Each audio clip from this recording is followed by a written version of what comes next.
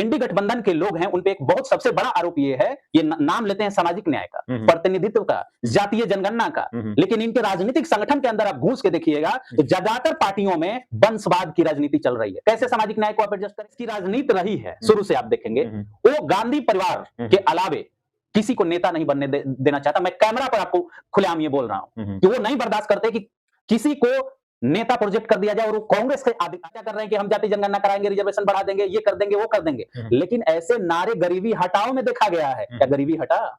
किसका फायदा हुआ था? क्या गरीबों का फायदा हुआ था? क्या गरीबों को प्रतिनिधित्व मिला? हटाओ के नाम पर केवल हम गठबंधन कर रहे हैं और वोट पिछड़ों का, दलितों का लेने का कोशिश कर रहे हैं। और जैसे ही सरकार बनेगी उनके लिए काम करेंगे जो आरक्षण विरोधी हैं, जो जाति जनगणना के विरोधी हैं, जो पिछड़े विरोधी हैं। क्या आपने इनकी सामाजिक आर्थिक नीतिगत कोई डॉक्यूमेंट जारी हुआ, डेवलप करके ये दिए क्या कि हम ये डॉक्यूमेंट जारी करते हैं, भाजपा की ये नीति है, हमारी ये नीति है? दलित वर्ग है, जो शोषित समाज है, ये हमेशा से धोखा खाते आता रहा है और हमेशा चुनावी जुमले दिए गए हैं। जो नेहरू जी की सरकार थी उसमें भी चुनावी जुमला दिया गया।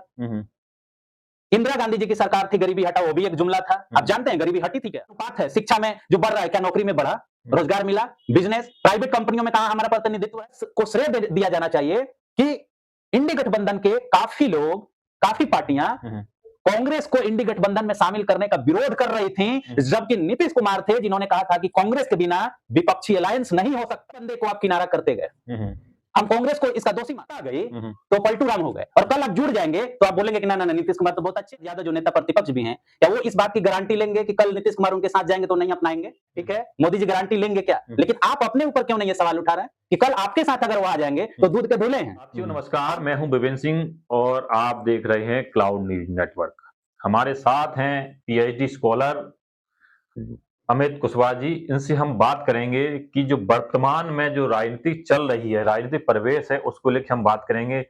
इंडिया और एनडीए का जो अलायंस है उन मुद्दों को लेकर हम बात करेंगे। आज जो राजनीति का स्ट्रक्चर बना हुआ है, राजनीति में समाजवाद की बात हो रही है, जाति जनगणना की बात हो रही है, आरक्षण की बात हो रही है, उसकी क्या हकीकत है, उसको ये किस तरह से देखते हैं? क्योंकि राजनीति में सभी लोग, जो कांग्रेस पार्टी आरक्षण इतने समय सत्ता में रही, उन्होंने जाति जनगणना नहीं कराई, आरक्षण का पूरा प्रावधान नहीं, अभी तक पूरी तरह से आरक्षण नहीं भरा, वो आज आरक्षण की और जाति जनगणना की बात कर रही है, उसको ये किस तरह देखते हैं? तो सर पहले तो आपका बहुत बहुत स्वागत है सर। धन्यवाद हमको इनवाइट करने के लिए। सर, जिस तरह का वर्तमान में राजनीति चल रही है और कांग्रेस पार्टी इंडिया अलायंस भी कह रहा है, राहुल गांधी बराबर कह रहे हम जाति जनगणना कराएं, कास्ट सेंसस कराएं, जबकि उनके समय में जाति जनगणना हुई, उन्होंने उस समय का रिजल्ट नहीं दिया और उस समय उनके समय में जिस आरक्षण की बात कर रहे हैं वो भी नहीं पूरा हुआ।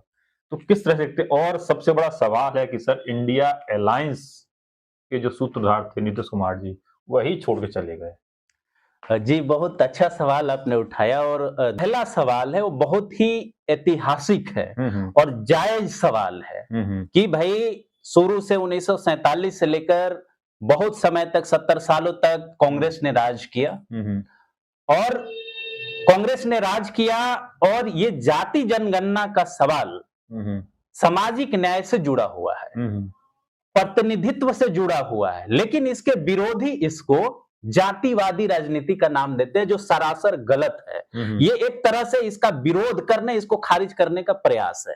अब आता हूं उस सवाल पर कि जब आप थोड़ा सा भी इतिहास वो करेंगे तो आजादी की जो लड़ाई चल रही थी, असहयोग आंदोलन जो चल रहा था, उसी समय जो बहुजन नेता थे, जो समाज ये आजादी के आंदोलन में जो भाग ले रहे थे, इन्होंने कांग्रेस के अंदर, संगठन के अंदर और सामाजिक सुधार के लिए कांग्रेस नेताओं से रिक्वेस्ट किया था कि सबसे पहले इस देश में सामाजिक न्याय की राजनीति शुरू होनी चाहिए, सामाजिक न्याय की राजनीति शुरू होनी चाहिए। 1920 में त्रिवेणी संघ का निर्माण हुआ था, आप ये बात जानते होंगे। ये त्रिवेणी संघ सामाजिक न्याय की नींव रखने का पहला प्रयास था, जब कांग्रेस के सवर्ण नेताओं ने सामाजिक न्याय के मुद्दा को खारिज किया, लेकिन इनका प्रयास जारी रहा। 1931 में जो जातीय जनगणना अंग्रेजों द्वारा कराई गई, वो महज अंग्रेजों द्वारा कराई गई जातीय जनगणना नहीं थी, इसके पीछे इन नेताओं का प्रयास था। और आगे चलकर जब 1941 में जाति जनगणना होती है लेकिन रिजल्ट नहीं जारी किया जाता है, इसके विरोध के पीछे कांग्रेस का सबसे बड़ा हाथ रहा है। कांग्रेस के जो स्वर्ण नेता थे वो कभी नहीं चाहते थे कि जो बहुजन है या बैकवर्ड है, दलित है, उनको अपनी संख्या पता चलने से उनको अपनी मजबूती पता चल जाए, और जैसे ही उनको पता चलता वो हर जगह संसाधन में अपना हक मांगते। और इसी वजह से कांग्रेस के सवर्ण नेताओं ने जातीय जनगणना का शुरू से विरोध किया। दूसरी बात, आजादी के बाद जीबी पंत का नाम आता है, होम मिनिस्टर थे। यही वो व्यक्ति थे जो काका कलेलकर आयोग के रिकमेंडेशन को भी वो किए थे, विरोध किए थे कि हम तो समाजवादी हैं, हम समाजवादी हैं, इसलिए जाति जनगणना जाति आधार पर प्रतिनिधित्व की बात ही नहीं कर सकते। इसी आधार पर इन्होंने काका कलेलकर आयोग की रिपोर्ट को खारिज किया था। आप सोचिए कि कांग्रेस के अंदर, कांग्रेस के सरकारों में जो ये सवर्ण नेता थे, इनके खून में जातिवाद था। ये केवल सवर्णों की जो इंटरेस्ट थी उसको बचाना चाहते थे, और जो सामाजिक न्याय के लिए प्रतिनिधित्व का आंदोलन था उसको जातिवादी बताते थे। वो बदस्तूर जारी रहा। एनडीए के सेकंड काल में आप जानते हैं कि सोशियो इकोनॉमिक कास्ट सेंसस हुआ, बहुजन नेताओं के प्रयास से, पिछड़े नेताओं के प्रयास से, लेकिन उसको जारी नहीं किया गया। एनडीए के यूपीए के कार्यकाल यूपीए के कार्यकाल में हमारे कहने का मतलब है कि कांग्रेस ये शुरू से ही प्रयासरत रही कि केवल 3 वोट बैंक हमें सत्ता तक पहुंचाने के लिए काफी हैं। पहले दलित, स्वर्ण और तीसरे मुस्लिम। कभी भी जो पिछड़ा वर्ग था उसको इसने वोटर माना ही नहीं, क्योंकि उसी वोट पर ये चुनाव जीत सकता था, इसलिए कभी इनको सीरियसली कंसीडर नहीं किया। और इस वजह से जो सामाजिक न्याय का, जाति जनगणना का जो डिमांड था उसको हमेशा साइड में करता रहा।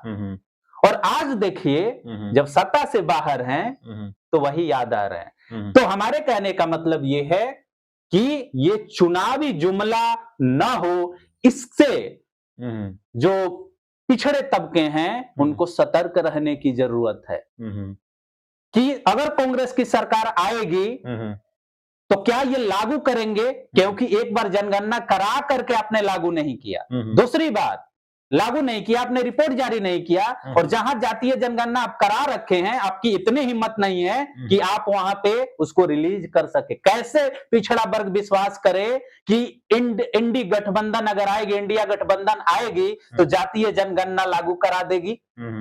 विश्वास करने योग्य नहीं है। मतलब इंडिया अलायंस पे विश्वास नहीं किया जाता है? नहीं, हम ये नहीं कह रहे, हम ये कहना चाह रहे हैं कि जो राहुल गांधी कह रहे हैं, राहुल गांधी केवल कह रहे हैं।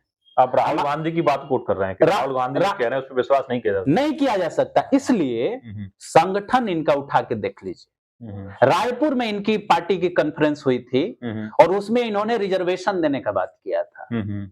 हमारे कहने का मतलब ये है कि इनके पूरे पार्टी का संगठन का अगर आप एनालिसिस करिएगा तो आपको पता चलेगा कि मेन पोस्ट पे कौन कौन लोग हैं, मेन पोस्ट पर कौन कौन लोग हैं, कितने ओबीसी को इन्होंने पार्टी का अध्यक्ष बनाया है। अब कहीं कहीं बना रहे हैं, एमपी में देखिए पटवारी जी को बनाए हैं। अब परेशानी, दूसरी बात, इनके सामाजिक न्याय का या जो भी इनके संगठन का बात उठाइएगा, इनके स्ट्रक्चर को उठाइएगा, उसमें भी सारे जातियों का प्रतिनिधित्व नहीं है। ओबीसी से किसी एक जाति को उठा लिया और वो दिखाना चाहेंगे कि ये ओबीसी वाले हैं। भाई सबका प्रतिनिधित्व आप दिखाइए।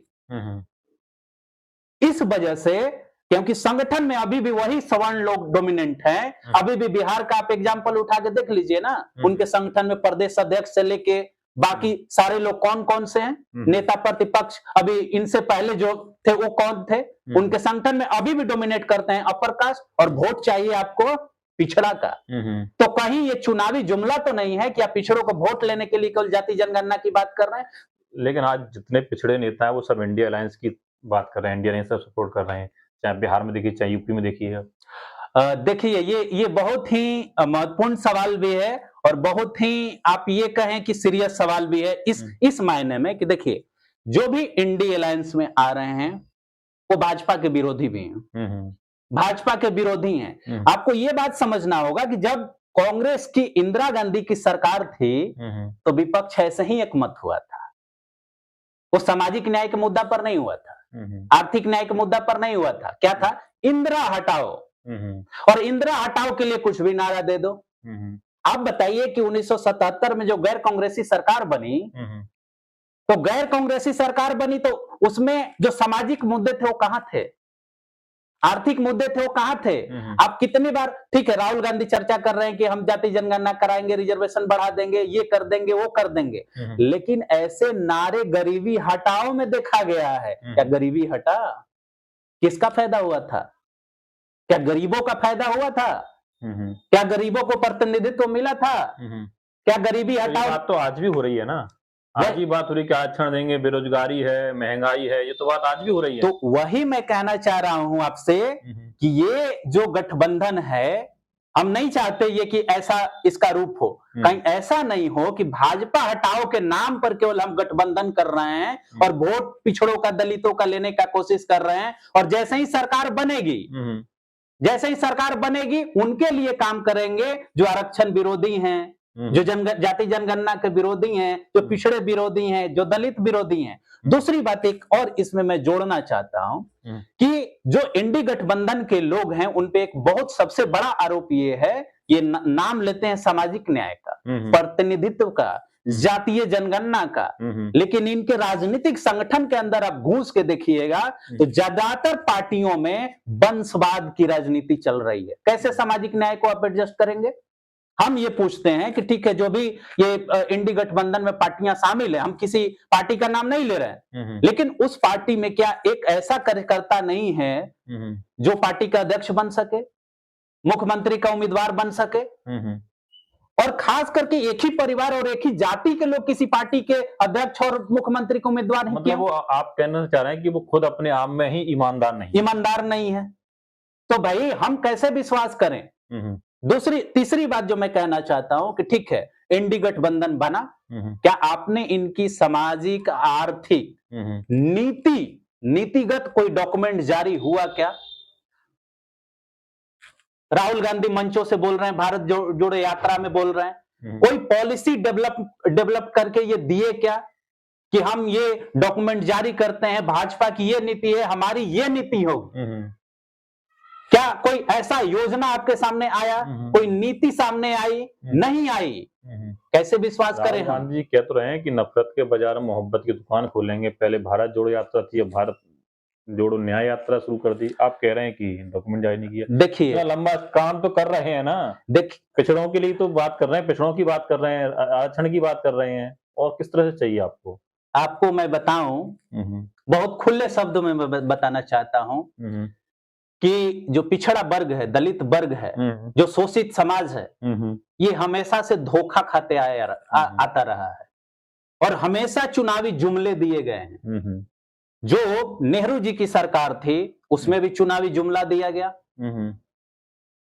इंदिरा गांधी जी की सरकार थी, गरीबी हटाओ, वो भी एक जुमला था। आप जानते हैं गरीबी हटी थी क्या? किसको फायदा हुआ था? कौन इंडस्ट्रियलिस्ट को फायदा हुआ था? किस वर्ग को फायदा हुआ था? मनमोहन सिंह जी की सरकार रही, यूपीए 2 टर्म रही, ठीक है बहुत सारे काम हुए, लेकिन गरीबी रहा। पिछड़ों का जो अनुपात है शिक्षा में जो बढ़ रहा है, क्या नौकरी में बढ़ा? रोजगार मिला? बिजनेस, प्राइवेट कंपनियों में कहां हमारा प्रतिनिधित्व है? हमें तो केवल जुमला मिलता रहा है ना। दलितों के ऊपर अब देख लीजिए, पिछड़ों के ऊपर देख लीजिए। तो क्या यही कारण है कि नीतीश कुमार जी छोड़ के चले गए? हाँ, अब उस सवाल पर हम आते हैं। देखिए नीतीश कुमार का जाना इंडी गठबंधन के लिए हम उचित नहीं मानते। हम ये भी मानते हैं कि भाई एक तगड़ा विपक्ष का होना लोकतंत्र में जरूरी है, और ये मैं मानता हूं, जहां तक मेरा मानना जो स्टडी रहा है, कि उन्होंने ये आइडिया दिया था, पटना में पहली मीटिंग उन्होंने कराया था, और जिस तरह की कांग्रेस की राजनीति रही है शुरू से आप देखेंगे, वो गांधी परिवार के अलावे किसी को नेता नहीं बनने देना चाहता। मैं कैमरा पर आपको खुलेआम ये बोल रहा हूं कि वो नहीं बर्दाश्त करते कि किसी को नेता प्रोजेक्ट कर दिया जाए और वो कांग्रेस से आगे निकल जाए। आप पूरे पार्लियामेंट में आप देख सकते हैं, अगर उनकी सरकार नहीं रही तो दूसरे का बनवा के तुरंत गिरवा देते हैं। और ये नीतीश कुमार जी का उसी समय से ये कहना था कि हम जल्दबाजी में पार्टी की या विपक्ष की नीतिगत घोषणा करें कि भाजपा के खिलाफ हमारी नीति क्या होगी। इनकी सबसे बड़ी दिक्कत ये रही कि जो टाइमली फैसले लेने थे वो टाइमली फैसला नहीं लिया गया।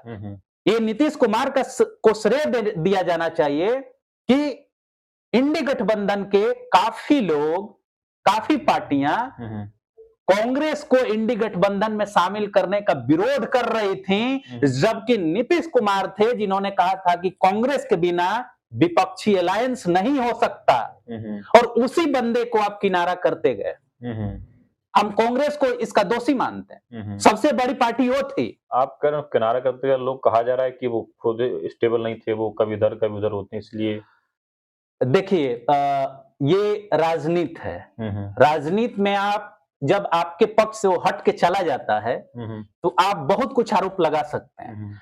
आप बताइए, अभी जो आप उन पे आरोप लगा रहे हैं, जब आप सत्ता में थे तब क्या थे? वो बहुत आपके प्यारे थे, जैसे पलटू राम उनको कहा जाता है। अब नीतीश कुमार से डिसएग्री एग्री हो सकते हैं, लेकिन हम राजनीति की अगर बात करें तो एनडीए में आने से पहले नीतीश कुमार महागठबंधन में थे, एनडी गठबंधन को वो सपोर्ट कर रहे थे।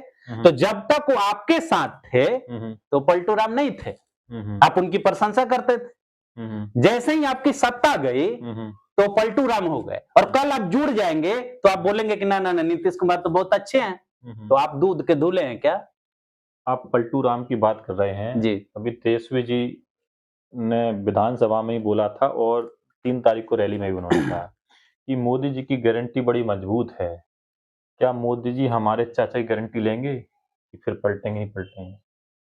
अच्छा, चलिए ठीक है, ये बहुत अच्छा सवाल है। क्या हम एक अगर काउंटर सवाल पूछे, क्या नीतीश तेजस्वी प्रसाद यादव जो नेता प्रतिपक्ष भी हैं, क्या वो इस बात की गारंटी लेंगे कि कल नीतीश कुमार उनके साथ जाएंगे तो नहीं अपनाएंगे? वो तो आज भी कह रहे हैं। उनके भाषणों को उठा के आप देखिए, केवल इतना नहीं बोले हैं वो, हम हमेशा वेलकम करेंगे, हम हमेशा इज्जत करते हैं। इन्हीं का आइडिया था इंडी गठबंधन, इनको नहीं जाना चाहिए था। लालू प्रसाद यादव जी पूर्व मुख्यमंत्री बिहार, वो भी बोलते हैं कि राजनीति में दरवाजे कभी बंद नहीं होते। एक तरफ आप उनको पलटू राम कह रहे हैं, ठीक है, मोदी जी गारंटी लेंगे क्या, लेकिन आप अपने ऊपर क्यों नहीं ये सवाल उठा रहे हैं कि कल आपके साथ अगर वो आ जाएंगे तो दूध के धुले हैं। हम जहां गए उसका हम सपोर्ट नहीं कर रहे हैं, हम राजनीति जो वो कर रहे हैं उस बात को हम कह रहे हैं कि अगर उनके साथ कल जाएं या कल कह दें कि तेजस्वी प्रसाद यादव आइए आप ही मुख्यमंत्री बनिए, पलटू राम आपके लिए तो बड़ा अच्छे हो जाएंगे। इस बात की वो गारंटी ले सकते हैं क्या कि कल वो जाएंगे तो नहीं अपनाएंगे? देखिए, सबका अपना कैलकुलेशन होता है। ये जो कहते हैं कि वो पलटू राम है, वो पलटू राम है, ठीक है, भाजपा में गए तो पलटू राम हो गए और आपके साथ आए तो सल्टू राम हो गए। तेजस्वी यादव वहां पे एक बात और कह रहे हैं कि हमारे साथ रह के हमने 17 महीने में इतना काम किया, नौकरियां दी, ये किया वो किया, कास्ट सेंसस कराई, ये सारी बातें कर रहे हैं। लेकिन उससे पहले एक बयान और कहते हैं कि यही चाचा हमारे कहते थे पैसा अपने बाप के यहाँ चलाया घर चलाएगा। इसको आप किस तरह से देखते हैं जी, उस बात को बोलते हैं वो? हाँ, देखिए, मैं जहां तक मानता हूं, आपने बहुत ही अच्छा सवाल उठाया, और जहां तक मैं मानता हूं कि अगर सरकारें चाहें, वो कोई भी सरकार हो, एनडीए की सरकार बिहार में रही हो, चाहे केंद्र में रही हो, चाहे महागठबंधन की सरकार हो, अगर सरकारें चाहें, उनकी दृढ़ इच्छा शक्ति हो, तो पैसा भी है और रोजगार दिया जा सकता है। अब ये डिपेंड करता है कि जो गठबंधन है उस गठबंधन में रोजगार उत्पन्न करने के ऊपर आपका ध्यान है या नहीं है। निश्चित तौर पर जो महागठबंधन की सरकार बनी, क्योंकि तेजस्वी यादव ये प्रॉमिस किए थे कि हम इतना रोजगार देंगे, उनका ये प्रयास रहा, दबाव रहा, और जब दबाव रहता है आपके गठबंधन का, आपके नेता का, तो सरकार उस डायरेक्शन में काम करती है, लेकिन जो कास्ट सेंसस और जाति जनगणना की बात है उस पे हम ये कहेंगे कि ये ऐसा नहीं था, ये ऐसी बात नहीं है कि केवल एक पार्टी को हम क्रेडिट दे दें कि तेजस्वी कह रहे हैं कि हम जाति जनगणना केवल कराए थे, ठीक है, या केवल नीतीश कुमार कहें कि हम केवल जाति जनगणना कराए थे। ये सर्वदलीय फैसला था और इसका क्रेडिट ठीक है, उतना का क्रेडिट तेजस्वी प्रसाद यादव को जाता है कि वो जब सरकार में थे या विपक्ष में थे तो सरकार के साथ मिलकर, ये डेमोक्रेसी की खूबसूरती भी है, लेकिन क्रेडिट केवल ये कहें कि हम ही कराए थे, हम ही ने रोजगार दिया था, तो आप तो इस बात को भी खारिज कर रहे हैं कि हम महागठबंधन की सरकार चला रहे थे। भाई नीतीश कुमार मुख्यमंत्री हैं, मुख्यमंत्री के कंसेंट के बिना आप ऐसे ही अपने कैसे करा दिए? तो ये कहना चाहिए, लेकिन वो राजनीति की बात है, राजनीति में ऐसा ही बोला जाता है नेता को प्रमोट करने के लिए, लेकिन मतदाताओं को समझना होगा कि एक सामूहिक प्रयास का नतीजा है, क्रेडिट सब ले सकता, मुख्यमंत्री भी ले सकते हैं। 2024 का जो इलेक्शन है, चुनाव बहुत ही खास अहम माना जा रहा है। कहा जा रहा है कि लोकतंत्र के लिए और संविधान के लिए बहुत ही महत्वपूर्ण है, और ये भी कहा जा रहा है कि लोकतंत्र खत्म हो रहा है। लोग तरह तरह के विपक्ष के लोग हैं जो मौजूदा सरकार पर कटाक्ष करते हैं, संविधान नहीं है मतलब खत्म हो रहा है, और हिटलर साइड तानाशाही तरह तरह के। तो 2024 में आप इंडिया अलायंस वर्सेस एनडीए किसको मजबूत मानते हैं? देखिए, अभी जो परिस्थिति है, जो जिस तरह की राजनीति आपके देश में चल रही है, वो एकदम पूरी तरह से मीडिया से लेकर के, न्यूज़पेपर से लेकर के जो चर्चाएं हैं वो बहुत ही पोलराइज्ड हैं। एक तरफ बात होती है गोदी मीडिया की और एक तरफ बात होती है विरोधी मीडिया की, और ये दोनों के अलावे अगर आप तीसरा बात करेंगे तो आपको कोई वैल्यू नहीं देगा। ये परिस्थिति अभी भारत में है।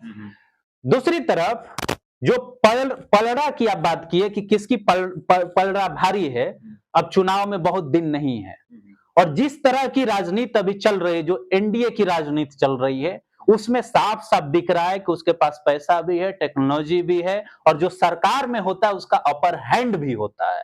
बहुत सारे ऐसे चुनावी मुद्दे थे जो भाजपा की उन्होंने लागू कर दिया, और जनता को लग रहा है कि ये डिसाइसिव सरकार है, बहुत कुछ कर सकती है। लेकिन हमारे हिसाब से ये कह देना कि इस देश में डिक्टेटरशिप आ गया है, तानाशाही आ गया है, संविधान ही नहीं है, ये कुछ ज्यादा ही प्रतिक्रियावादी रिस्पॉन्स हो सकता है। क्योंकि आप देखें, मान लीजिए कि नॉर्थ इंडिया में मोस्टली स्टेट में भाजपा या भाजपा समर्थित सरकारें हैं, लेकिन अभी भी दक्षिण में देख लीजिए उठा के, अभी भी बहुत सारी चीजें हैं जो मोदी जी नहीं कर पा रहे हैं। आप फॉर्म, जो लोग किसानों का आंदोलन हुआ आपने देखा, अगर इस देश में डिक्टेटरशिप होता उस रूप में तो फॉर्म लॉ को वापस नहीं लिया जाता। बहुत सारे इस देश में आज भी प्रदर्शन हो रहे हैं, बहुत सारे न्यूज मीडिया वाले, ठीक है टीवी मीडिया का बात कर लीजिए, टीवी मीडिया पे उनका कंट्रोल हो सकता है, लेकिन आप सोशल मीडिया पर देख लीजिए, क्या उनके खिलाफ नहीं बोला जा रहा है? क्या सारे मीडिया पर रोक लगा दिया गया है? तो बहुत सारी ऐसी भी चीजें हैं जिसके आधार पे आप कह सकते हैं कि अभी भी यहां संविधान है। निश्चित तौर पे बहुत सारी चीजें ऐसे हुई हैं जिसके आधार पर संभावनाएं जताई जा रही हैं कि अब इस देश में तानाशाही आ सकता है, लेकिन बहुत सारी ऐसी चीजें हैं जिसके आधार पर आप देखेंगे तो आपको साफ साफ पता चलेगा, साफ साफ देखने को मिलेगा, ये तानाशाही अभी आई नहीं है, संभावनाएं जताई जा रही हैं। और डेमोक्रेसी ने देखा है, जो डिक्लेरेशन इमरजेंसी का हुआ था और अभी कहा जा रहा है कि अनडिक्लेयर्ड इमरजेंसी है, तो उस समय की अगर बात करें तो यह भी संभावना हो सकती है कि भाई इस लोकतंत्र में भी तानाशाही हो जाए, लेकिन पूरी तरह से यह कह देना कि संविधान है ही नहीं, जुडिशियरी है ही नहीं, कंट्रोल है ही नहीं, ये सरासर गलत। चर्चा हो रही है कि तानाशाही हो गया है, मीडिया पर वो हो गई है, लेकिन आज भी विपक्ष रैली कर रहा है। राहुल गांधी का सामाजिक न्याय, भारत जोड़ो यात्रा हुआ, न्याय यात्रा हो रहा है, तेजस्वी प्रसाद यादव की इतनी बड़ी रैली हो रही है, ये सारी चीजें हो रही है ना, तो इन सारे चीजों के ऊपर अगर हम बात करें, इन सारे चीजों को देखें, तो एकाएक आप ये नहीं कह सकते कि यहाँ तानाशाही आ गया है, एक ही आदमी का शासन चल रहा है। अगर ऐसा होता तो ये सारी चीजें बैठ जाती, आपको मौका ही नहीं मिलता। आप बोल कैसे रहे हैं? हम कैसे बोल रहे हैं आपके कैमरा के सामने? अगर ये बोल पा रहे हैं, डेमोक्रेसी है, संविधान है। आज भी आप 2 जजमेंट अभी आपने इलेक्टोरल बॉन्ड का देखा, अगर जुडिशरी पर सरकार का पूरी तरह से कंट्रोल हो जाता तो क्या इलेक्टोरल बॉन्ड का जजमेंट आता क्या? यही लोग जो कल कह रहे थे कि पूरी तरह से जुडिशरी खत्म हो गई है, उसी में उस दिन आस्था प्रकट किया जा रहा था कि नहीं नहीं अभी भी जुडिशरी पर भरोसा है। हमें भरोसा करना होगा, और अगर हमें ये बात है कि डेमोक्रेसी खतरे में है तो आप लड़ाई लड़ें। विपक्ष का काम है लड़ाई लड़ना, रोड पे उतरना। आप उतरिए, उतर के इसको बचाइए। केवल कहने से नहीं होगा डेमोक्रेसी खतरे में। अगर खतरे में है तो उसके लिए लड़ाई लड़िए, और अगर उस लड़ाई पे पूरी तरह से रोक हो गया है तो मान लेंगे, लेकिन अभी वो परिस्थिति नहीं आई है। आप लोगों ने सुना कि डेमोक्रेसी अभी है, विपक्ष आवाज उठा रहा है, विपक्ष को आवाज उठानी चाहिए। राहुल गांधी जी की भारत जोड़ो यात्रा निकली, भारत जोड़ो न्याय यात्रा भी चल रही है, केसवी रैली कर रहे हैं, विपक्ष के लोग रैली कर रहे हैं, लोग अपनी आवाज को उठा रहे हैं। डेमोक्रेसी है, संविधान भी है। अब जो बात आती है कि राहुल गांधी जो आज बातें कर रहे हैं, जो इंडिया अलायंस के लोग का सेंसस होना चाहिए, रिजर्वेशन की बात है, तो जनता को अब ये देखना है कि जनता को फिर दोबारा जुमला ना मिल जाए, क्योंकि ऐसा पहले भी हो चुका है। गरीबी हटाओ की बात हो चुकी थी, महंगाई की बात हुई, लेकिन वो चीजें नहीं हुई। तो आप लोगों की क्या राय इस वीडियो के लेके? आप लोग अपनी राय। लेटेस्ट अपडेट पाने के लिए हमारे चैनल क्लाउड न्यूज को अभी लाइक करें, सब्सक्राइब करें और बेल आइकन दबाना बिल्कुल ना भूलें।